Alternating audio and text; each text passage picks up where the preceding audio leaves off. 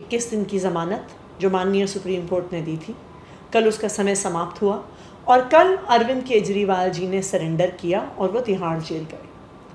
लेकिन भारतीय जनता पार्टी शासित केंद्र सरकार को शांति नहीं मिली है।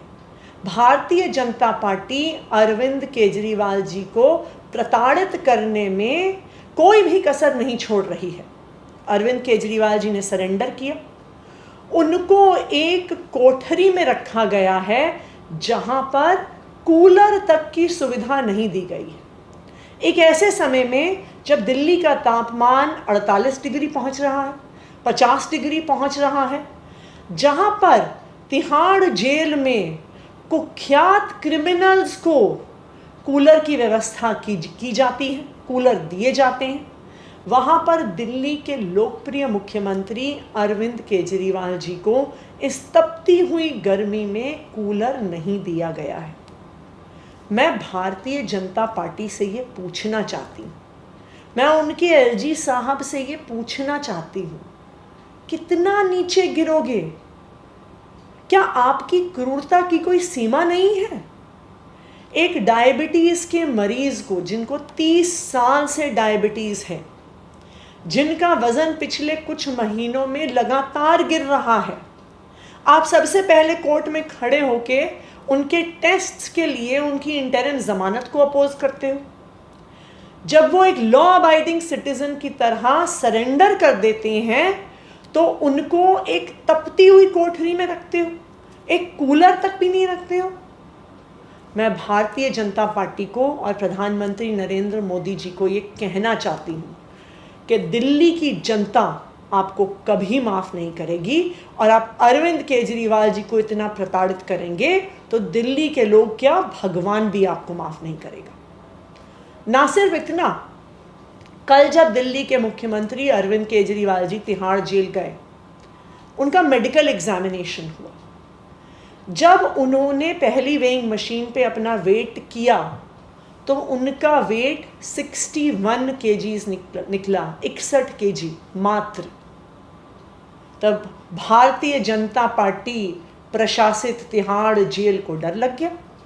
उनको समझ में आ गया कि अगर ये बात देश दुनिया के सामने आ गई, कोर्ट के सामने आ गई कि अरविंद केजरीवाल जी का वज़न 61 केजीज तक गिर गया है, तो स्वाभाविक बात है कि कोर्ट नाराज़ होगा, जनता नाराज़ होगी।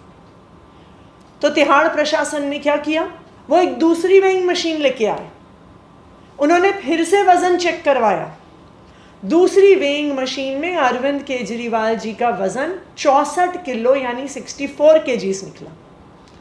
फिर भी भारतीय जनता पार्टी शासित तिहाड़ जेल को लगा कि ये भी अरविंद केजरीवाल जी के 21 मार्च के 70 किलो वज़न से बहुत कम है, तो जो अरविंद केजरीवाल जी ने कोर्ट में बात रखी है वो सही साबित हो जाएगी।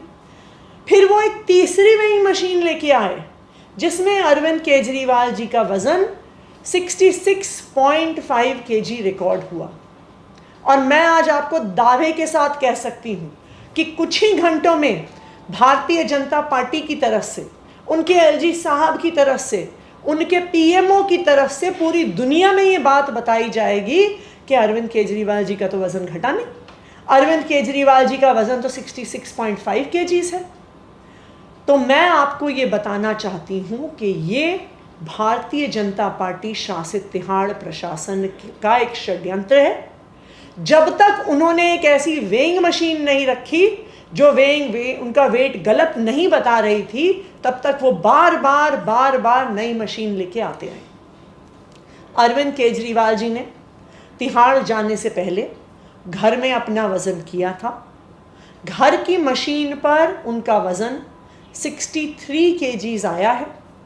ये 21 मार्च, जिस दिन उनको ईडी ने अरेस्ट किया था, तब उनका वज़न 70 किलो था, तो ये 21 मार्च के वज़न से 7 केजी कम है।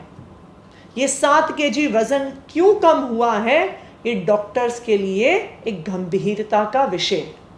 लेकिन ये दुख की बात है कि भारतीय जनता पार्टी की ईडी अरविंद केजरीवाल जी को 7 दिन टेस्ट कराने के लिए भी बेल का पुरजोर विरोध कर रही थी।